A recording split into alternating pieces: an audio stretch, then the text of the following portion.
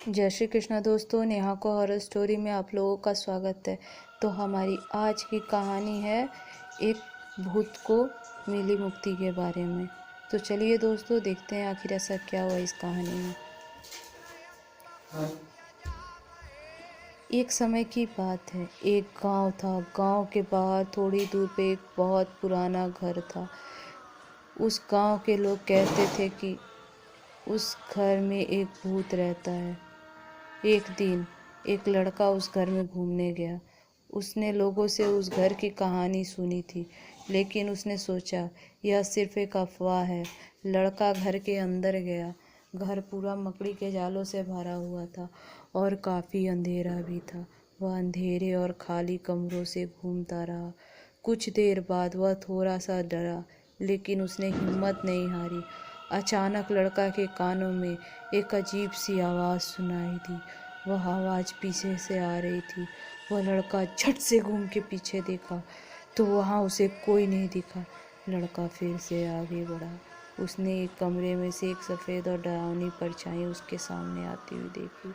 वह लड़का उस परछाई को देखकर थोड़ा थोड़ा पीछे हटने लगा, लेकिन धीरे धीरे परछाई उसके पास आ गई। लड़का बहुत डर गया। उसने वहाँ से भागने की कोशिश की, लेकिन भाग न सका क्योंकि वह परछाई एकदम से उसके नज़दीक आ गई थी। जब वह परछाई सामने आई तो पता चला वह एक भूत है। भूत ने लड़के को देखा और कहा, तुम यहाँ क्यों आए हो? लड़का डर से काँप रहा था। उसने कहा, मैं गांव में किसी से इस घर के बारे में सिर्फ एक कहानी सुना था कि इस घर में एक भूत रहता है, और बस इसलिए आ गया ये पता करने कि सच में यहाँ भूत रहता है। यह कहानी सच है। मैं एक बुरा आदमी था।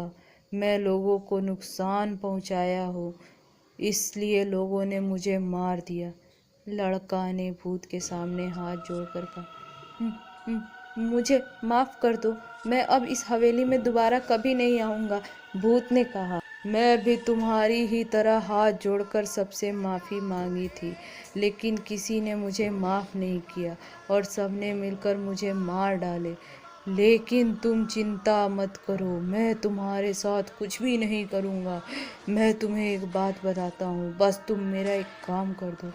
भूत ने लड़के को बताया कि लोगों ने मुझे मार तो दिया, लेकिन मेरा अंतिम संस्कार नहीं किया, इसलिए मैं इस हवेली में फंसा हुआ हूँ। मैं तो मर गया हूँ, लेकिन मेरी आत्मा अभी भी हवेली में घूम रही हूँ। लड़का ने कहा, मैं आपकी मदद कर सकता हूँ। लड़के ने भूत को बताया कि मैं एक पुजारी को जानता हूँ, वह आपको इस भूत शरीर से मुक्त कर देंगे। मैं अभी उस पुजारी को बुला कर लाता हूँ। लड़के ने पुजारी को बुलाया। पुजारी ने हवेली में आकर पूजा पाठ किया और भूत को मुक्त कर दिया। जब भूत को मुक्ति मिली तब उसने लड़के को धन्यवाद दिया और कहा, तुमने मेरी मदद की है, मैं तुम्हें कभी नहीं भूलूंगा। इस घटना के बाद भूत ने हवेली छोड़ दी और कभी वापस नहीं आया। ये सारी बात गांव के लोगों को पता चली।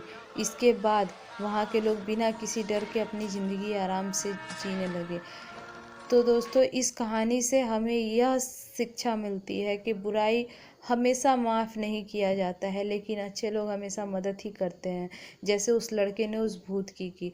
और वो बुरा आदमी भूत बनने के बाद इतना तो समझ गया था कि अब उसने जो बुराई की थी उसकी उसे बहुत बड़ी सज़ा मिल चुकी है, इसलिए वो भी उस